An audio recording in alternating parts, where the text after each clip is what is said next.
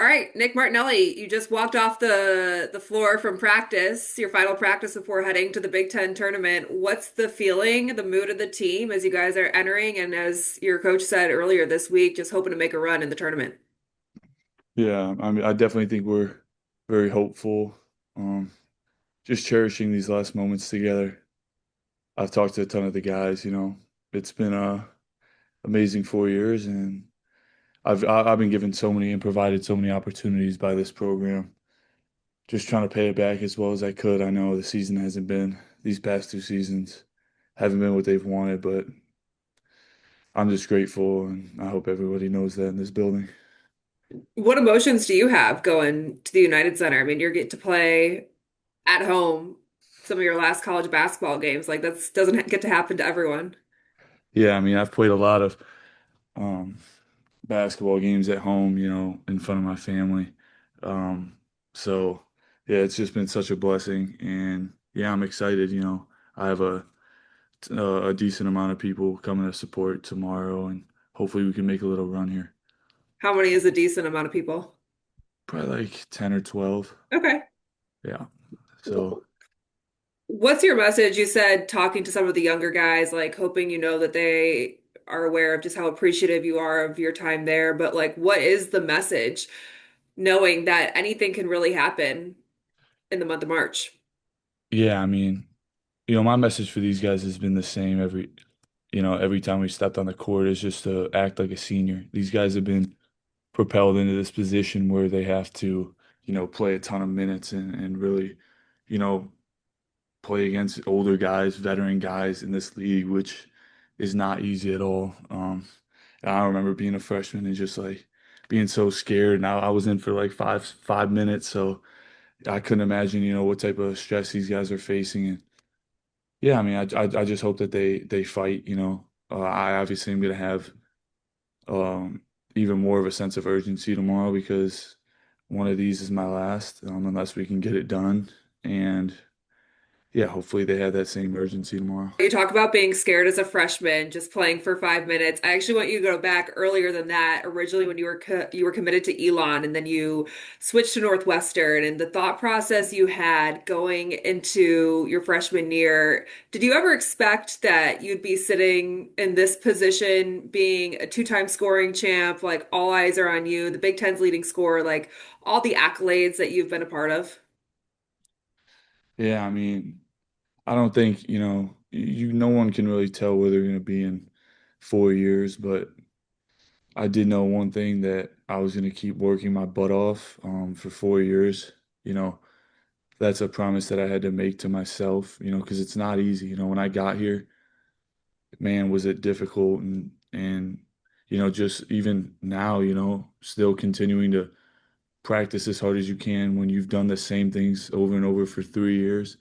It's a mental battle, and obviously it's physically taxing, 4 years of, grinding here. But, as I said, it's a blessing to, have limbs and have all these gifts that God's provided for me. So, it's not a complaint in any fashion. It's definitely just, looking back on it, definitely just grateful for everything.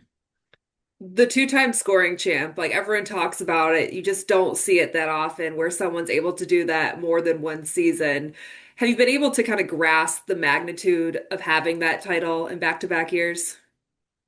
Yeah, I mean, at the end of the day, basketball is really about winners and losers. I just play my role, and my role is to get the ball a lot and shoot the ball a lot.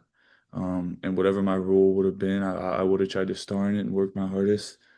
So I'm not too worried about, or, I don't really reflect on that. That's a reflection of me getting the dang ball every play and my teammates just letting me go to work. But I definitely think that, I just wish we could have, we still have opportunities, God willing, we can go on a run here, but obviously, you want to win more games to it's a sport, there's winners and losers, you know, no consolation medals. What has Chris meant to you in all this?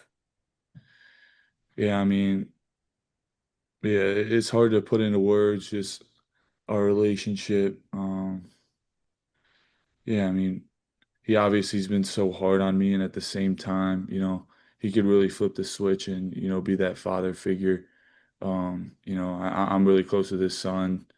So like we obviously in our parent like my mom's friends with her mom like or his wife and it's just like it's just a family feeling like I have that feel where like I could always pop over to his house and like we can just talk or like I can go up to his office and we can just chat about life and then at the same time you miss a game winner and you know he's not happy about that. You miss a defensive assignment and he's gonna rip into you like, he's never met you before.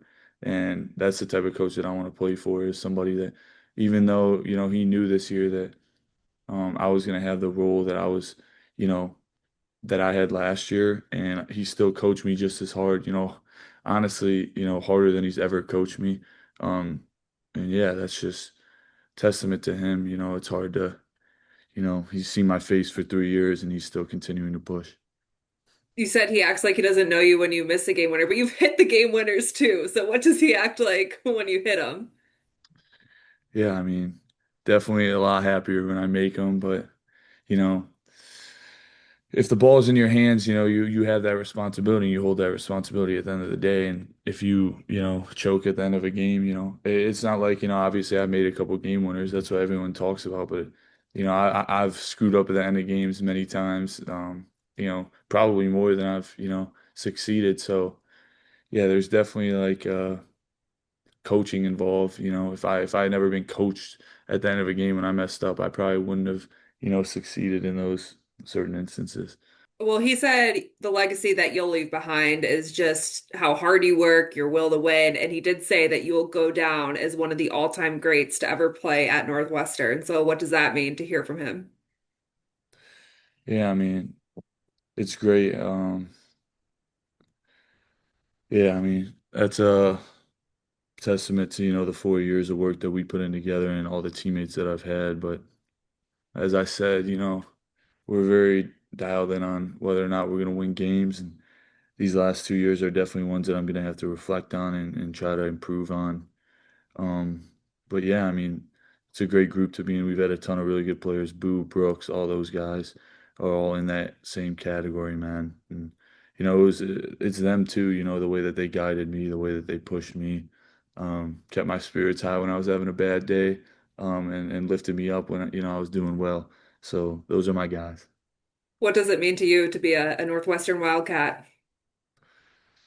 Um, yeah, I mean, it's a special place. But I've obviously been blessed with the opportunity. Sometimes people come here and they don't have the best experience. That's life. That's basketball. It happens on every team. I just happen to really click with the coaches and my teammates, and they liked just my will to win and will to constantly be in the gym and work on my game. And I've just been blessed with the opportunities. My freshman year, I wouldn't have been in any of those games if it weren't for injuries. That's just the reality of it. So yeah, it's all opportunity and the opportunity presented at this school, it's unbelievable. You're talking about, a top 10 institution, and you're also getting to play in the, highest level of basketball possible, in my opinion, this in the SEC. So yeah, I mean, it's just been a blessing. I can't even, that's all I can really say about it, a blessing.